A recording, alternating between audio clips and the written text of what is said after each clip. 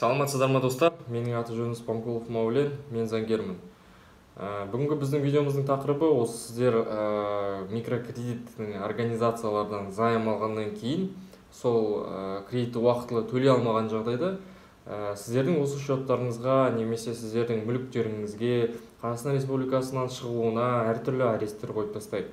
Осы аресттің барлығын қалай шешу керек екендігін мен осы видеода айтып кететін боламын. Ары қарай осы өтпестен бұрын видеоның сіздер осы менің YouTube каналыма, менің Instagram парақшама тіркеліп қойыңыздар. Осы заңға байланысты әртүрлі жаңалықтар және осы халықтың мұңын шығарып жатқан осы проблемаларына байланысты видеоларды мен салып отырамын.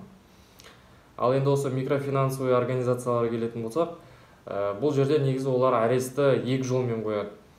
Бірінші жолы бұл осы нотариус арқылы, екіншісі ол сот арқылы. Яғни осы сіздерде просрочка болған жағдайда олар негізі біріншіден сотқа жүгіне алады, сот арқылы негізі соттың шешімін алады, сосын сот орындаушыға барады да сіздің осы бүкіл счеттарыңыздың барлығына аресттерді қойып тастайды. Бұл бірінші жол. Екінші жолы олар сотқа бармай-ақ, просто қандай да бір нотариус болса қастарында, сол нотариусқа барады да нотариустың атқару парағын алады. Оны көбіңіз исполнительная надпись деп білесіз нотариустардан. Сол нотариустың атқару парағы арқылы олар сот орындаушыға өткізеді. Сот орындаушы сіздердің бүкіл счеттарыңызға Қазақстан Республикасына шығу үшін сіздердің белгілі бір мүліктеріңіз болса, сол мүліктеріңізге дейін аресттің барлығын осы қойып тастайды. Бұл аресттерді содан кейін қалай шешу керек? Бұның негізі екі жолы бар. Біріншісі ол осы ең көп кездесетін жағдай, ол осы нотариустың осы атқару парағы арқылы сіздерге арест қойған жағдайда сіздер бұны нотариустың парағын бұза аласыздар. Нотариустың парағын қалай бұзу керек?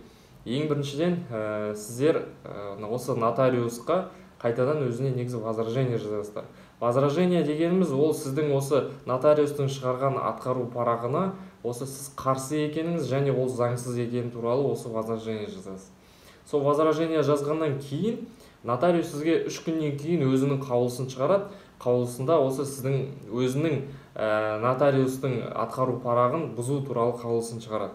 Сол қаулысын шығарғаннан кейін сіз сол қаулыны алып сот орындаушыға барып, яғни сізге арест қойған сот орындаушыға барып, сол қаулыны көрсетесіздер.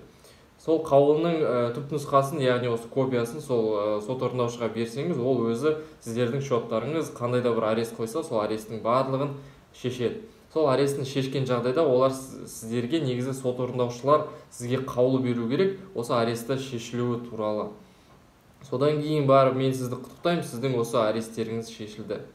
Бірақ негізі бұл бірінші жағдай осы нотариус арқылы қойылған аресттерді шешу. Екіншісі соттың қойған, яғни сот арқылы соттың шешімін алып, сот орындаушыларға барып қойған жағдайда аресті сіздер осы соттың шешімін бұзу керек.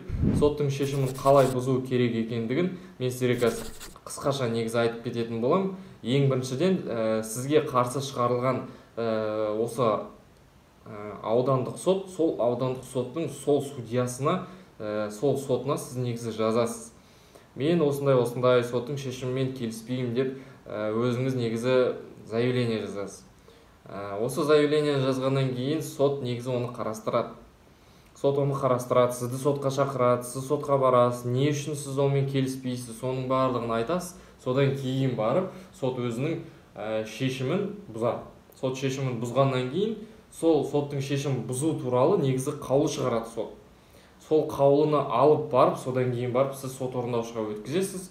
Сот орындаушы сол кезде негізі сіздің аресттеріңіздің барлығын шешіп, қайтадан сот орындаушының өзі сізге қаулысын шығарып береді. Сіздің осындай аресттеріңіздің барлығы шешілді деген. Осындай жағдайда негізі екі жағдай болады. Осы екі жағдай барлық адамдарда болады. Микрофинансовый организацияның кімде арест бар? Осы екі жағдай арқылы негізі соттың, яғни осы сот орындаушылардың бүкіл аресттерінің барлығын шешілу осы екі жолмен ғана болады. Және де достар, осы сіздердің өздеріңізде счеттарыңыздың барлығы аресте болған жағдайда тек қана счеттарыңыз емес, сіздердің мүліктеріңіз және осы Қазақстан Республикасына шығуға байланысты аресттер болған жағдайда ол аресттің барлығын негізі біз шеше аламыз. Өте төмен бағамен, шыны керек айтайын, 10 000 теңге болады. Осы 10 000 теңгеге біз сіздердің аресттарыңыздың барлығын шешіп бере аламыз. Сонымен қатар осы аресттің барлығын сіздердің шешу үшін тек қана осы видеоның астына мен сілтеме қалдырып кетемін сайтқа. Сол сайтқа өтіп, сол сайтта негізі өздеріңіздің данныйларыңызды толтырасыз. Соны жазған жағдайда мен сіздерге негізі өзім-ақ хабарласып, содан кейін барып сіздің аресттеріңізді осы шешуге кірісетін боламын.